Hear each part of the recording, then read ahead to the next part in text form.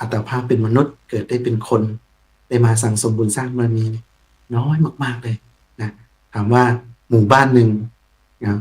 เทียบกับมดกับปลวกลังหนึ่งไปต่อแตนเทียบกันไม่ได้เลยนะสรรพสัตว์ในปฐพีในน้ำบนฟ้าบนอากาศเยอะมากๆเลยแต่การที่ได้กลับเป็นมนุษย์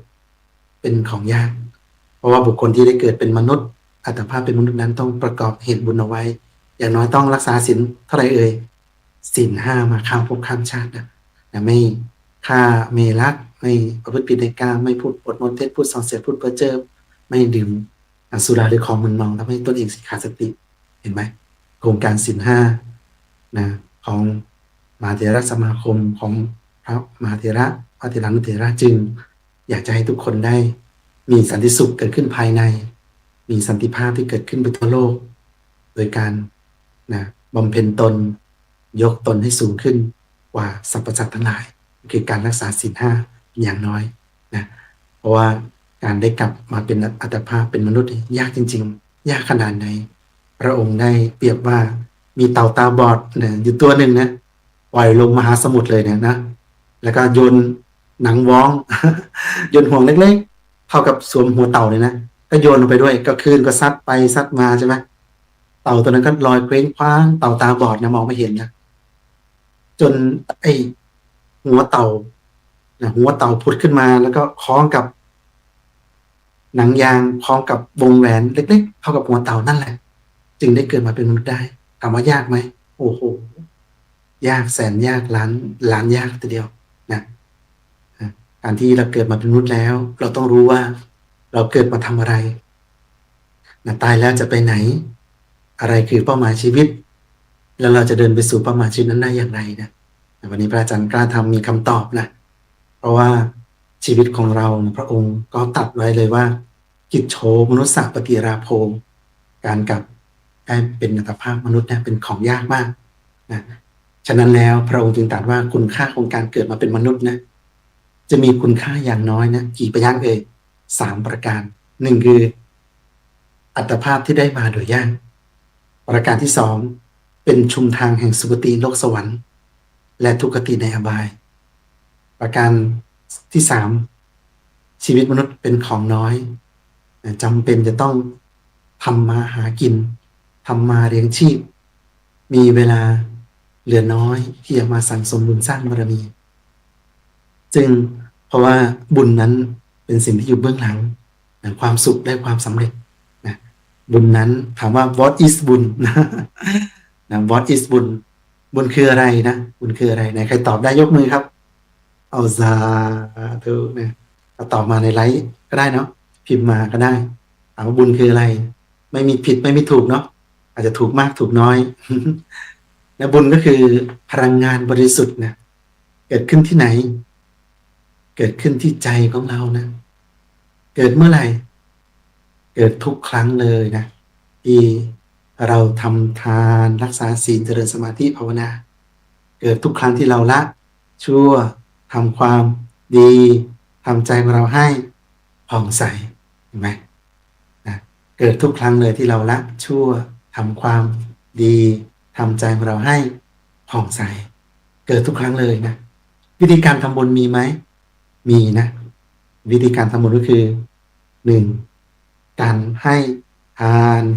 2. การรักษาศีล 3. การเจริญสมาธิภาวนาใครอยากจะรวยอยากจะมีทรัพย์มากไม่ยากไม่จนนะให้ทำบุญทำทานนะตั้งแต่ทำบุญกับหมากับแมวสัตว์เดรัจฉานทั้งหลาย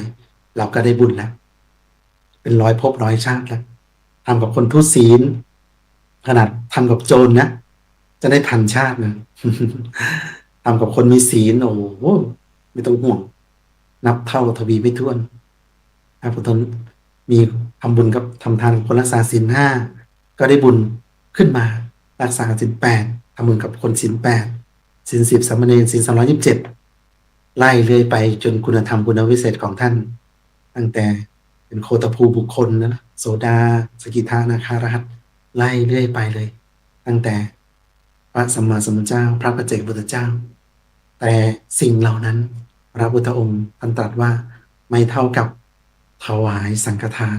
เพราะว่าสังฆทานเป็นประมุขของผู้หวังบุญนะพระภิกษุสงฆ์เป็นเนื้อนาบุญของโลกไม่มีเนื้อนาบุญอื่นยิ่งกว่าเห็นไหมครับว่าการทำบุญทำทานของเราก็จะมีเลเวลเป็นบุญกุศลของเราถามว่าทำยังไงได้บุญมากบุญน้อยต่างกันใครสงสัยยกมือครับใครสงสัยบ้างการที่เรามีบุญน้อยมีบุญมากวัดกันตรงไหนวัดกันตรงไหน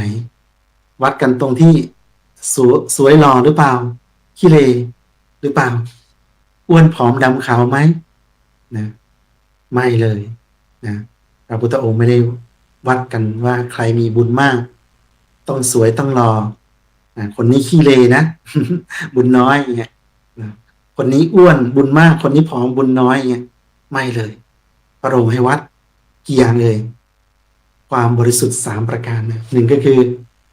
วัตถุบริสุทธิ์2เจตนาบริสุทธิ์3บุคคลบริสุทธิ์บุคคลก็จะแบ่งออกเป็นผู้ให้กับผู้รับนะถ้าเราอยากจะได้บุญมากหรือบุญน้อยต้องวัดบริสุทธิ์3อย่างนี่แหละ1ก็คือวัตถุบริสุทธิ์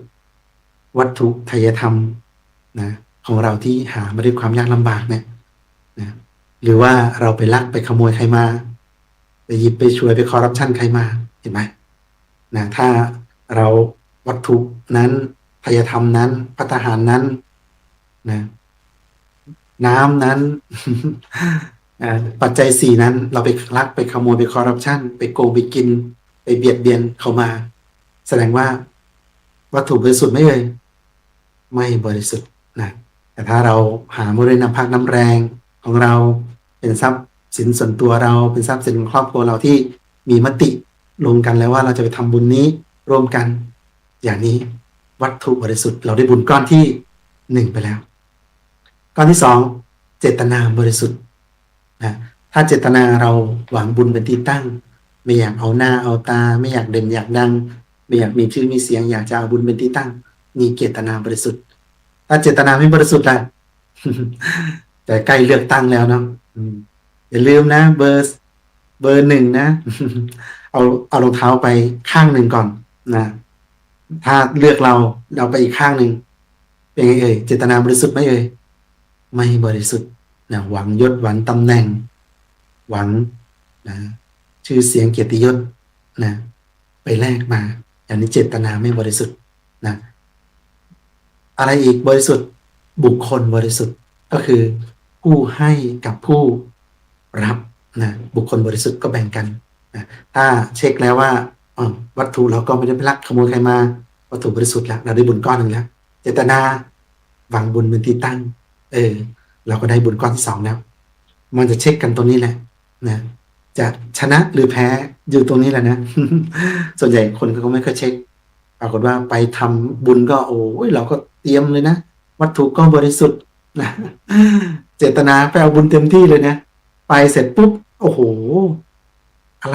รมาขวางถนนนี้เอารถเหยียบมันเลยนะงู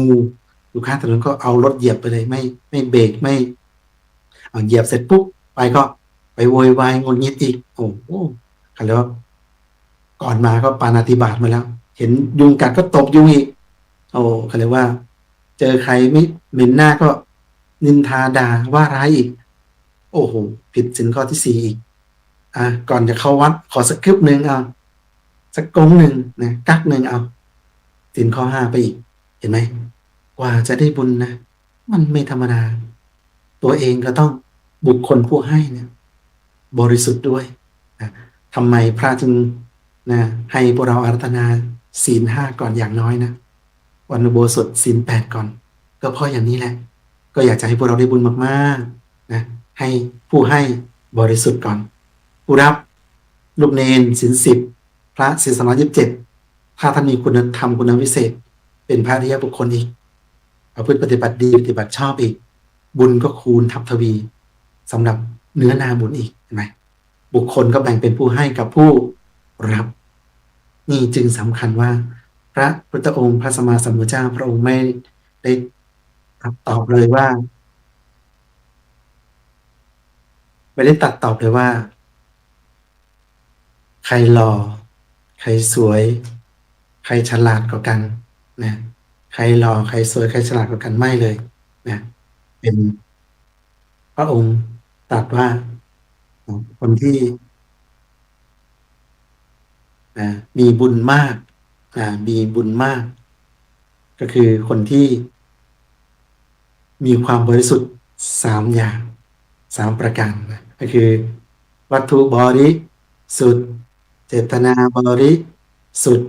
ผู้ให้ผู้รับนะบริสุทธิ์นั่นเองนะเพราะว่าสิ่งที่พระพุทธศาสนาของเราได้บังเกิดขึ้นยั่งยืนกลับมาได้ก็ต้องอาศัยพุทธบริษัท4ที่เกิดขึ้นนะครับบุญกุศลที่เราได้ร่วมด้วยช่วยกันย่อยกพระพุทธศาสนาให้สูงเด่นซึ่งในปีนี้หลวงพ่อธรรมชโย81 ปีของท่านก็จะได้บุญใหญ่ที่จะได้ถวายมหาสังฆทาน30,000 กว่าวัดทั่วประเทศ30,000 กว่าวัดทั่วประเทศซึ่งแต่ละวัดต้องมีพระอยู่จำพรรษาให้ครบเท่าไหร่ครับ5 รูป5 รูปซึ่ง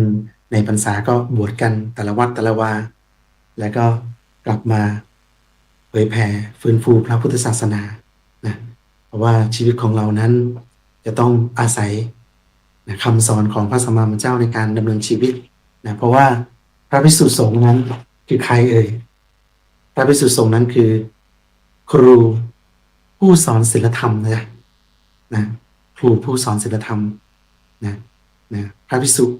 อีกอย่างคือผู้ขออะไรขออย่างอริยะไม่ได้ไปขอแบบขอทานนะเราขอมาเพื่อมีบำรุงตนนั้นพอยังอัตภาพให้เกิดขึ้นยังอัตภาพให้เกิดขึ้นแล้วก็มีเรี่ยวมีแรงมีกำลังก็เอามาเทศมาสอนมาแนะนำเอาคำสอนในพระไตรปิฎกมาแนะนำเช่นวันนี้แหละนะถามว่าพระภิกษุคือใครคือครูผู้สอนศีลธรรมถามว่าหน้าที่ของพระภิกษุตามพุทธประสงค์ของพระสัมมาสัมพุทธเจ้าคือศึกษาฝึกฝนอบรมตนเองให้เข้าถึงธรรมตามพระธรรมวินัยศึกษาด้วยเล่าเรียนทางปริยัติปฏิบัติปฏิเวทเทศนาด้วยอบรมตนเองด้วยตามอะไรตามพระธรรมวินัยของพระสัมมาสัมพุทธเจ้าให้เคร่งครัดนะมีโอกาสได้ทั้งศึกษาแล้วก็ฝึกฝนอบรมตนเองด้วย2สั่งสอนอบรมประชาชนให้เป็นคนดีและเข้าถึงธรรมตามพระสัมมาสัมพุทธเจ้าเห็นไหมนอกเหนือจากศึกษาอบรมฝึกฝนอบรมตนเองแล้วก็ต้องสั่งสอนอบรมญาติโยมชาวบ้านด้วยให้เป็นอะไรให้เป็นคนมีศีลมีธรรมด้วยเราจะเป็นคนดีคนเดียวไม่ได้นะใหญ่ข้างบ้านนะใส่บาตรทุกวันเลยนะใหญ่ข้างบ้านใส่บาตรทุกวันเลยแต่ปรากฏว่าวันหนึ่งทำไมยายไปไหนยายไม่มาใส่บาตรก็เลยสอบถามว่าเมื่อวานมีกลุ่มวัยรุ่นขี้ยามาทุบหัวยายขณะยายรอใส่บาตรอยู่ทุบหัวยายชิงทรัพย์ยายตายไปโอ้โหเห็นไหมครับว่าคนดีๆมีศีลมีธรรมแต่ว่าเราไม่ช่วยกันฝึกฝนอบรมเด็กเหล่านั้นให้เป็นคนดีแล้วคนภัยคนพาลก็จะย้อนกลับมาทำร้ายคนมีศีลมีธรรมเห็นไหมครับว่าสิ่งที่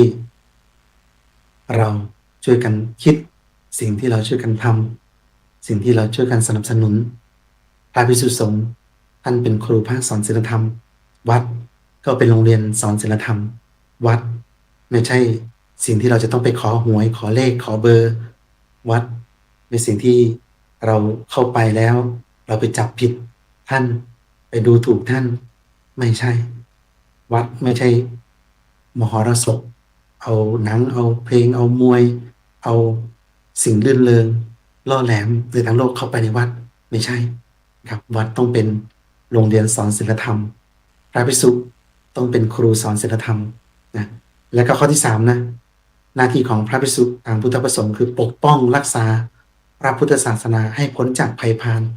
อย่างเอาชีวิตเป็นเดิมพันนะคือว่าต้องศึกษา ศึกษาธรรมปฏิบัติธรรมปกป้องธรรมแล้วก็เผยแผ่ธรรมนี่คือหน้าที่ของพระภิกษุสงฆ์หน้าที่ของพุทธบริษัทสี่ถ้าเรายังทำงานในทางโลกไปด้วยเราก็ต้องศึกษาในทางธรรมไปด้วยเพื่อจะทำหน้าที่ของชาวพุทธเราให้เข้มแข็งนะเพราะว่าการทำงานไม่ว่าจะเป็นทางโลกและทางธรรมนั่นแหละการทำงานย่อมมีปัญหาและอุปสรรคนะมีอะไรปัญหา ความรู้ไม่มีเนาะความรู้ไม่มีความรู้ด้านนี้มันก็มีปัญหาสองประสบการณ์ไม่มีอีกใช่ไหมเราไม่ได้มีประสบการณ์ในด้านนี้มาก่อนมันก็เกิดปัญหาสามงบประมาณไม่มี นะทุนอยู่ไหนจะทำโครงการอะไรดีๆทุนก็ไม่มีสี่ทีมงานไม่มีห้าถูกบั่นทอนกำลังใจเห็นไหมใครเจอปัญหาแบบนี้บ้างยกมือเจอทุกคนนะเพราะว่าโรคใบนี้ไม่มีความพร้อมแต่จะพร้อมเมื่อเรากล้าลงมือทำนะความรู้ไม่มีประสบการณ์ไม่มีงบประมาณไม่มีทีมงานไม่มีแถมก็ถูกบั่นทอนกำลังใจกล่าวร้ายว่าร้ายไม่เข้าใจกันบ้างนี่ปัญหาและอุปสรรคในการทำงานพระพุทธศาสนาหรือว่าทำงานในทางโลกถามว่ามีทางแก้ไขไหม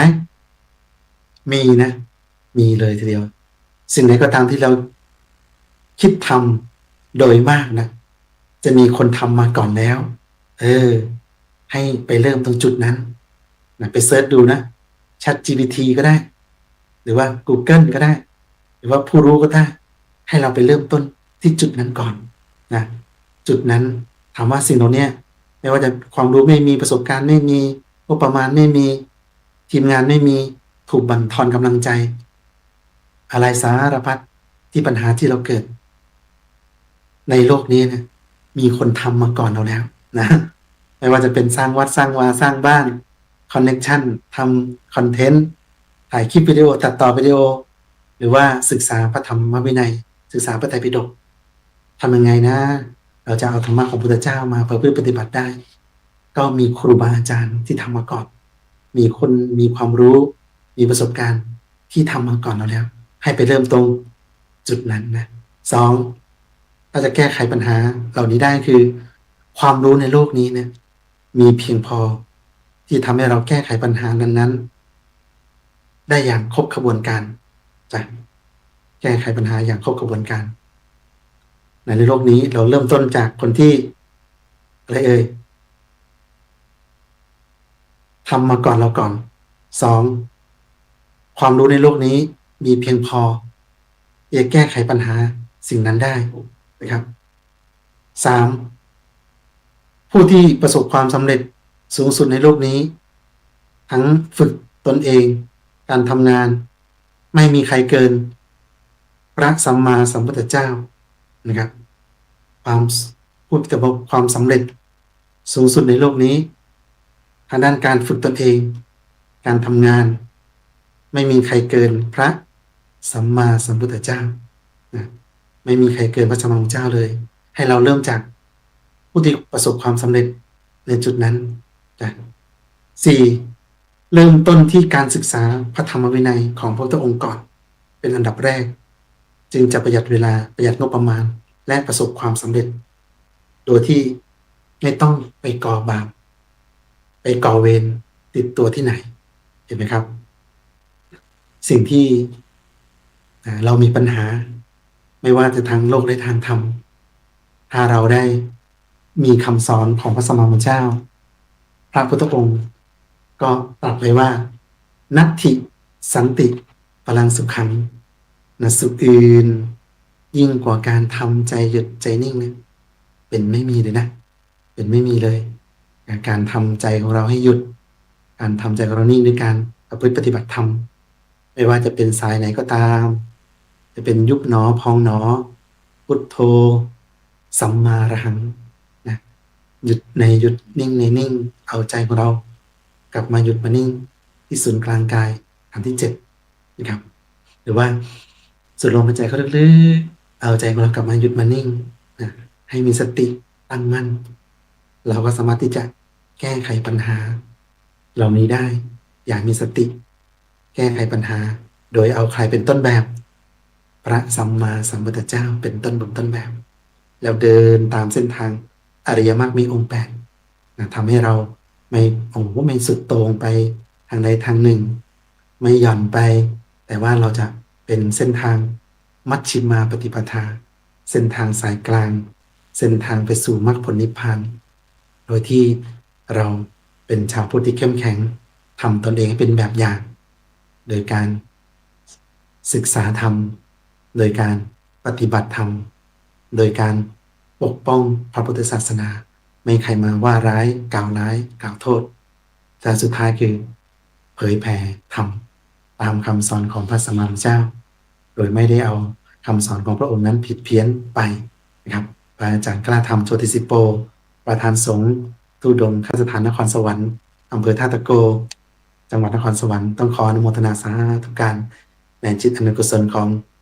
พระอาจารย์ทุกๆรูปที่ได้เมตตาจัดรายการธรรมะรับอรุณนี้ แล้วก็ผู้มีบุญรับชมรับฟังนะครับก็กฐินที่ทุดงคทานครสวรรค์ตรงกับวันศุกร์ที่17ตุลาคมก็เรียนเชิญเจริญพรผู้มีบุญได้มาทอดกฐินสามัคคีจะได้บรรจุแผ่นจักแก้วลงแผ่นชานองค์พระประธานจารึกชื่อเอาไว้ให้กับพวกเราก็มาเอาบุญใหญ่กันในวันศุกร์ที่17ตุลาคมนะครับก็ขออนุโมทนาสาธุขอทุกท่านแข็งแรงร่ำรวย